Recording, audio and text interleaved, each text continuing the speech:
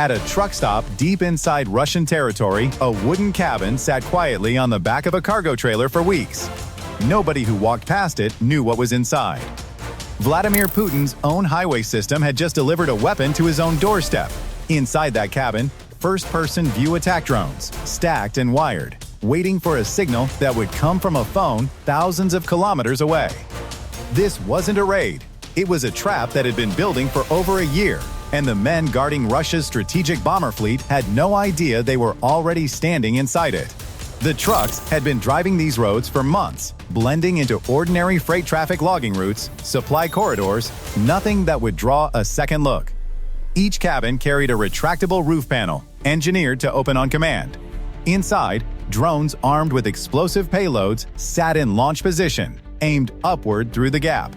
Ukrainian intelligence officers had positioned these trucks near airbases that housed some of Russia's most valuable aircraft, two 95 MS strategic bombers, two 22 M3 long-range bombers, and at least one A-50 airborne early warning aircraft, a plane so specialized that Russia operates only a handful of them. The question sitting unanswered in every one of those cockpits and control towers: how many more of these trucks were already parked somewhere on the base perimeter, and had been for weeks? But the trucks weren't the real weapon. What made this operation dangerous wasn't the drones themselves, it was what Russian air defense had never been built to see coming. For years, Vladimir Putin's Strategic Aviation Command had operated on one core assumption: that Russia's interior was safe. Bases like Belaya in Siberia and Olenya near the Arctic Circle weren't just far from the front, they were thousands of kilometers from anything Ukraine was believed capable of reaching.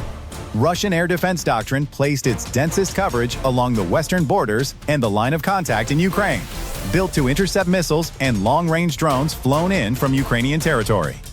Nobody built serious point defense around bombers parked in the Russian interior, because nobody believed the threat could originate from inside Russia itself. That assumption was the whole foundation the operation was built to break. These weren't minor assets sitting on the tarmac. Two 95 bombers, a design dating back to the Cold War, but repeatedly modernized, had spent the war launching cruise missiles at Ukrainian power stations, apartment blocks, and rail hubs from well outside Ukrainian air defense range.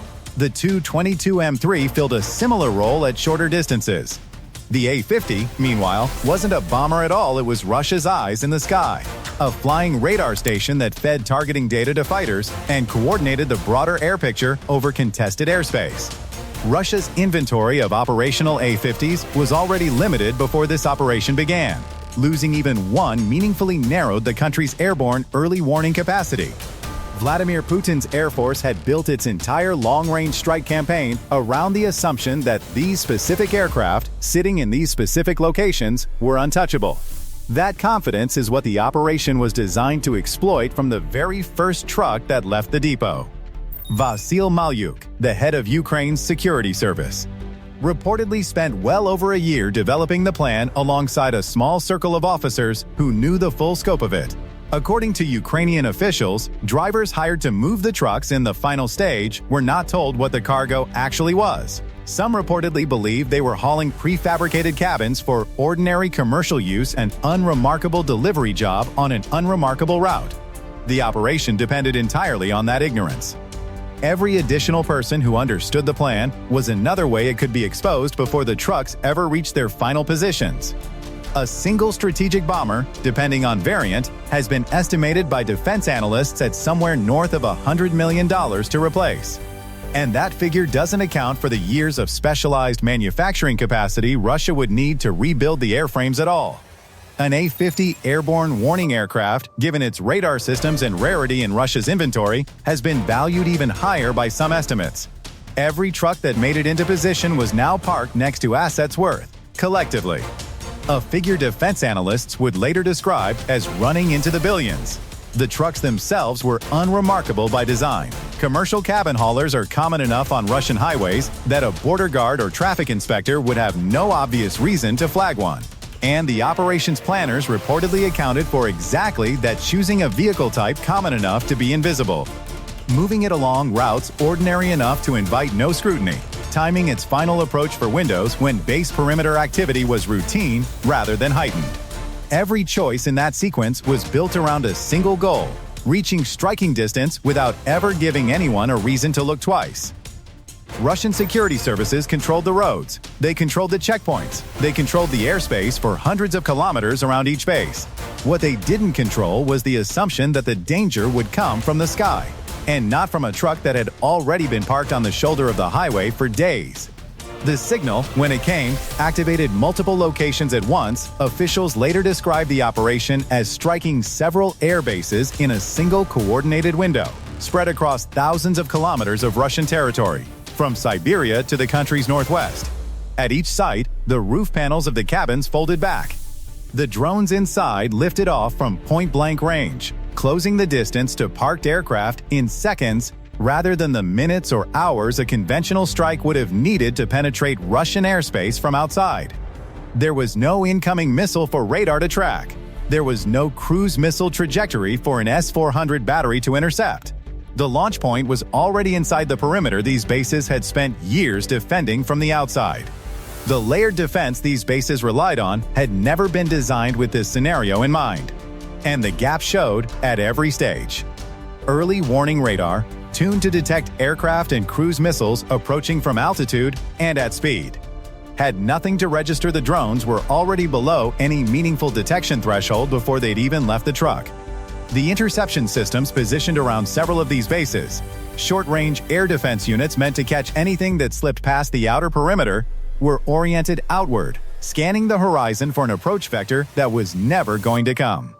Electronic warfare equipment, capable of jamming drone control links over considerable distances, worked exactly as designed against threats it could see coming from a distance, but against a drone launching from a stationary point a few hundred meters from its target, there was no time window in which jamming could matter before impact. Close range point defense, the last layer meant to catch anything that made it this far, existed at some of these bases only in limited form, because doctrine had never treated the interior of Russia as a place requiring that kind of protection. Each layer had a job. None of them had a job that covered a truck already parked on the shoulder of the highway.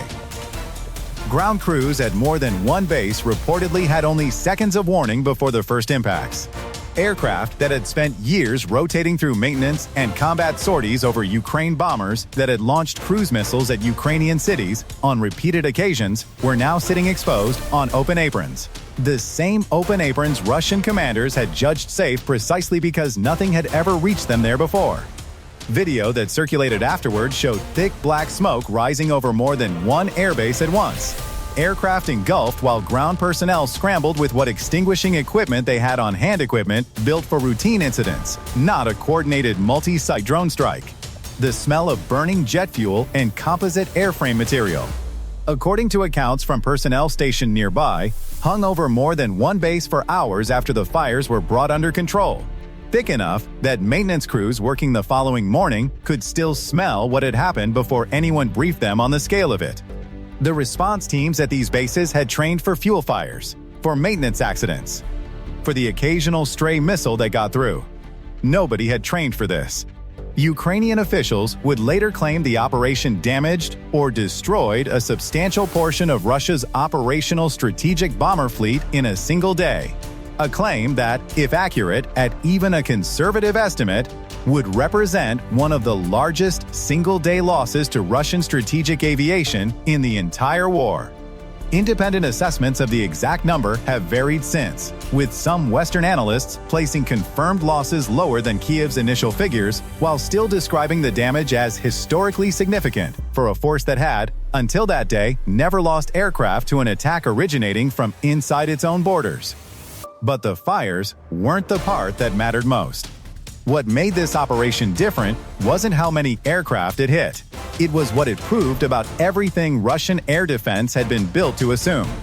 Every ruble spent on point defense around these bases, every radar station oriented toward the western horizon, every air defense battery calibrated to intercept an inbound missile, all of it had been built to answer a threat that never had to arrive from outside the perimeter at all. The trucks had already been sitting there, in some cases, reportedly, for weeks before the strike. Vladimir Putin's strategic bomber, fleet the aircraft responsible for sustained long-range strikes against Ukrainian cities and infrastructure throughout the war, had been vulnerable the entire time. Not to a weapon Russia lacked a defense against, but to a delivery method nobody had thought to defend against at all. This is where the operation's real significance extends past the smoke and the wreckage. Ukraine's ability to move drone components and operators deep into Russian territory, sustain that presence undetected for an extended period, and coordinate simultaneous activation across multiple time zones points to an intelligence and logistics capability considerably more sophisticated than a single dramatic strike. Western analysts who reviewed the operation afterward noted that its planning and execution resembled a long-running human intelligence operation as much as a military strike, the kind of patient, compartmentalized planning usually associated with state intelligence services rather than battlefield drone units. Officials in Kyiv have not disclosed the full extent of the network involved. And for obvious reasons, likely never will. What's already public is enough to tell Russian counterintelligence that the vulnerability wasn't a single truck, a single driver, or a single base. It was a method, and methods get repeated. But the implications didn't stop there. There's a version of this story that has nothing to do with drones or air bases at all. A poker player who's won the last 3 hands with the same bluff stops believing the other side is capable of calling it right up until the one time they do. And by then, the pot is already gone. Russian air defense doctrine had never been seriously tested against an adversary willing to spend over a year positioning assets inside the perimeter rather than trying to punch through it from outside. The doctrine wasn't wrong about what it was built to stop. It was just never asked the question this operation ended up asking. That gap between what a defense is built for and what actually shows up on the day it matters is where operations like this one live.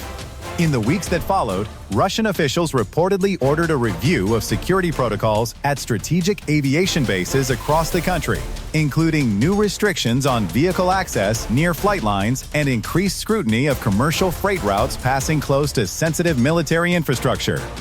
Checkpoints that had previously waved through routine commercial traffic began stopping vehicles for inspection, adding hours to freight schedules across regions that had never associated their local highways with a strategic vulnerability.